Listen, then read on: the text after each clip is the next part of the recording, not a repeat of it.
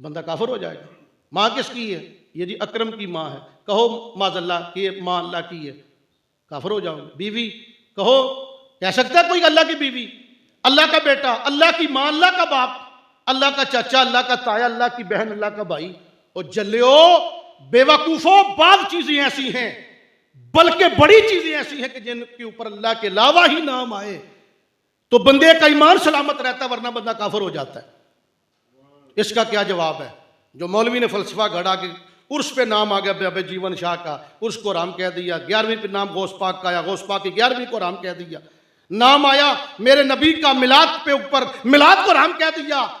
ओ बेवकूफो, गौर करो, असल बात यह थी कि जब मुशरकीन मक्का जानवरों को छुरी फेरते थे तो उस वक्त कहते थे बिस्मिल्लात वल उज़्ज़ा, वो बुतों का नाम लेते थे। जानवरों को ज़बह करते वक्त नाम किसका लेते थे? बुतों का। अल्लाह ने तो उसका रद्द फरमाया कि जिस जानवर को छुरी फेरते वक्त तुम नाम अल्लाह के अलावा लोगे वो जानवर हराम हो जाएगा। लेकिन जब बाबे जीवन शाह के मेले के लिए जानवर को छुरी फेरी तो बैल के गले पर छुरी फेरते वक्त नाम बाबे जीवन शाह का नहीं लिया, नाम अल्लाह का लिया। अगर बाबा जीवन शाह का नाम इंदा ज़बा लिया जाए ज़बा करते वक्त तो जानवर आराम हो जाएगा।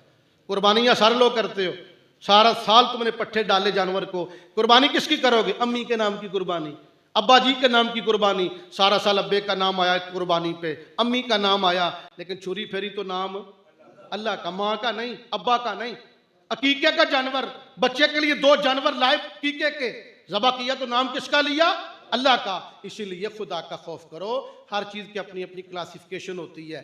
जनाजा पढ़ने जाते हो, 4 तकबीर नमाज जनाजा, सना वास्ते अल्लाह ताला के, दरूद वास्ते नबी पाक के, दुआ वास्ते आदर मैयत के, यानी कि जनाजा एक है, उसकी जहत 3 है, सना अल्लाह के लिए और फिर जो है दुआ मैयत के लिए, दरूद नबी पाक के लिए। जब कोई बंदा खत्म नहीं आता है, जानवर को ज़बह जब किया गया था तो बाबा मोहम्मद हुसैन साहब का नाम नहीं लिया गया था। ज़बह करते वक्त मुर्गे पर अल्लाह का नाम लिया गया। जो है लंगर लोग खा जाएंगे, किबरियाई अल्लाह की बयान होगी और बेड़ा मरने वाले का पार हो जाएगा। मौलवी साहब से पूछना जरा, जुबैर साहब, वो जो लोधी टाउन का मौलवी सलमान फारसी वाला, हजरत जी कभी चाय पी है आपने? कहेंगे चाय पी है। चाय क्यों पीते हो? नबी पाक ने सारी जिंदगी चाय पी नहीं, हुजूर के दौर में चाय कोई नहीं थी, लेकिन मौलवी चाय क्यों पीता है? तो मौलवी कहेगा चाय के सारे अज्जाए तरकीबिया पाक है। मौलवी जी की जी चीनी पाक है, नमक पाक है, दूध पाक है, पत्ती पाक है, पानी पाक है, सारी पाक चीजें मिली तो चाय बन गई। मौलवी जी को पूछना, मौलवी जी ये सारे अज्जा चाय के पाक है, बताएं खत्म का कौन सा जुज़ ना पाक है? कारी शौकत साहब ने तिलावत की है, चिश्ती साहब ने नाद पढ़ी है। मैं अपने बाप दादे की बातें तो नहीं कर रहा, अल्लाह रसूल की गुफ्तगू कर रहा हूं ना।